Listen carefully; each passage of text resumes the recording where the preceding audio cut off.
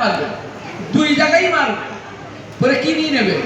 জীবনও নেবে আর পয়সাও নেবে, প্রাণও নেবে পয়সাও নেবে। আর ডাক্তার পয়সা নিয়ে প্রাণ দান করবে। এই মাসে, এই পুরুষোত্তম মাসে, এই গঙ্গার তীরে এত পবিত্র স্থানে আপনারা এসছেন।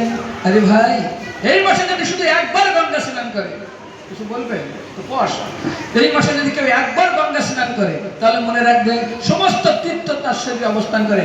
আর এই মাসে যদি কেউ ভাগবত পঠন করে, শ্রবণ করে, তার মহিমা কেউ দিয়ে শেষ করতে পারবে না। তো সবাই একবার বলো তো হরে কৃষ্ণ হরে কৃষ্ণ।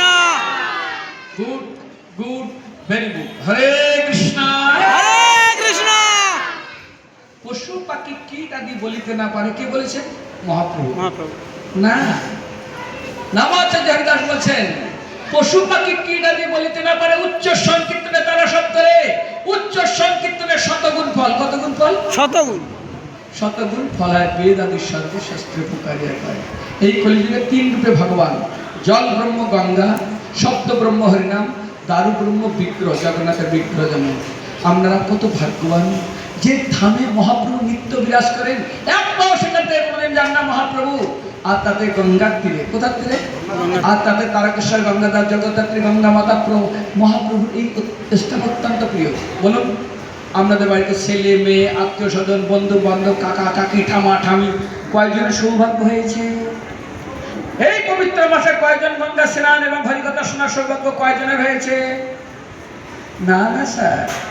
সমস্ত সাপে যেমন মুক্তা হয় না, সমস্ত হাতির মাথায় যেমন গজমুতি হয় না, সমস্ত ঝিনুকে যেমন মুক্তা আর সাপের মাথায় মণি হয় না, ঠিক এরকম না। তাহলে ভগবান বলতো না, মনুষ্যানাং সর্বশ্রেষ্ঠ জাতি যততে সিদ্ধায়, হাজার হাজারের ভিতরে একজন। কতজন না, বহুনাম জন্ম না বলতে, অনেক অনেক জন্মের পরে কেউ যত স্বীকৃতি অর্জন করে তারই ভাগ্যে জুটবে। সবাই এখানে toto driver, auto driver, rickshaw driver আছে, কিন্তু প্লেনের ড্রাইভার কেউ আছে এখানে? পাইলট, পাইলট তো দেখেছেন না? ঠিক আমরা অত্যন্ত ভাগ্যবান।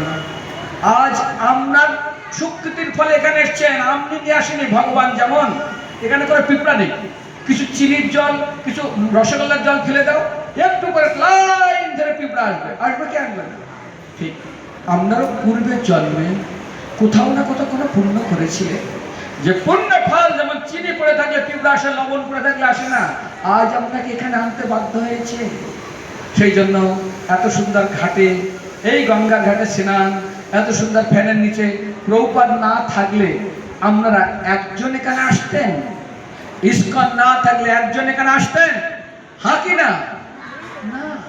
জগৎ গুরু শিল প্রভুপাদ কি জয়।